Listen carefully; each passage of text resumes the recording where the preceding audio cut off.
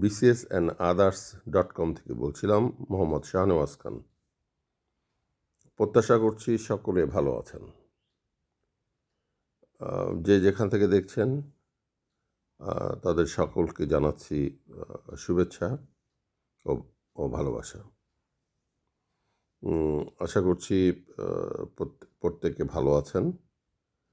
তো প্রোগ্রাম শুরু হওয়ার আগে একটি কথাই বলবো, যে তথ্যগুলো দিচ্ছি সেগুলো খুব ভালো করে জানা উচিত এবং জানতে হবে।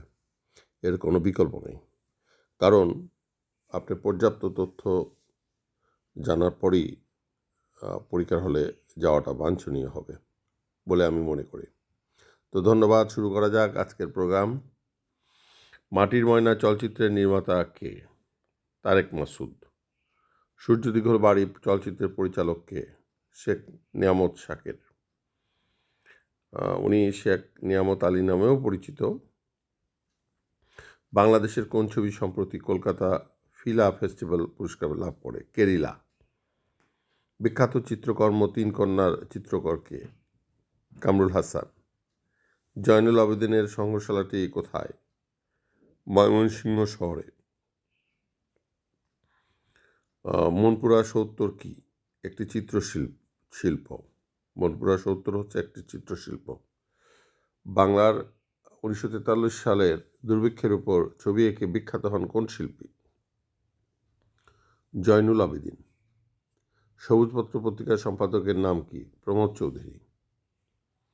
স্বাধীন বাংলা বেতার কেন্দ্রের কার্যক্রম শুরু হয় কত তারিখে? 1971 সালের 26শে মার্চ। ঢাকা থেকে প্রকাশিত প্রথম বাংলা সংবাদপত্রের নাম কি? ঢাকা প্রকাশ। প্রথম অল ইন্ডিয়া রেডিও ঢাকা সম্প্রচার হয় কত সালে? 1939 সালে। FM রেডিওর লাইসেন্স প্রদানকারী কর্তৃপক্ষের নাম কি? BTRC। তালিবাবাদ ভূ উপগ্রহ যে জেলায় অবস্থিত সেটা হচ্ছে গাজীপুর। বাংলাদেশের সংবাদ সংস্থা ইউএনবি। ইউএনবি কি? ইউএনবি হচ্ছে বাংলাদেশের সংবাদ সংস্থা। বাংলাদেশের প্রথম বেসরকারি টিভি চ্যানেল কোনটি? ATN বাংলা। খুবই গুরুত্বপূর্ণ প্রশ্ন এবার। জাতীয় প্রেস ক্লাব প্রতিষ্ঠিত হয় কত সালে? 1954 সালে। বাংলাদেশ টেলিভিশনে স্থাপিত হয় কত সালে? 1964 সালে। তাহলে প্রেস ক্লাব হচ্ছে 1954 আর টেলিভিশন হচ্ছে 1964। বাংলাদেশ বেতারের সদর দপ্তর অবস্থিত কোথায়? আগারগাঁও, ঢাকা। বাংলাদেশের প্রথম সংবাদভিত্তিক স্যাটেলাইট চ্যানেল কোনটি? NTV। বিটিভি ওয়ার্ল্ড চালু হয় কবে? 11 এপ্রিল 2004। বাংলাদেশের প্রথম ইন্টারনেট ভিত্তিক সংবাদ সংস্থার নাম কি? BD news. বাংলাদেশের প্রথম কমিউনিটি রেডিওর নাম কি? রেডিও পদ্মা। বাংলাদেশের একমাত্র সরকারি কমিউনিটি রেডিও কৃষি রেডিও। মুসলিম সাহিত্য সমাজের মুখপাত্র ছিল কোন পত্রিকা? শিখা পত্রিকা। বাংলাদেশের তৈরি প্রথম ন্যানো স্যাটেলাইটের নাম কি? ব্র্যাক অন্বেষা। কোন বিখ্যাত ম্যাগাজিন বঙ্গবন্ধু শেখ মুজিবুর রহমানকে রাজনীতির কবি আখ্যায়িত করেছিলেন? নিউজউইক্স।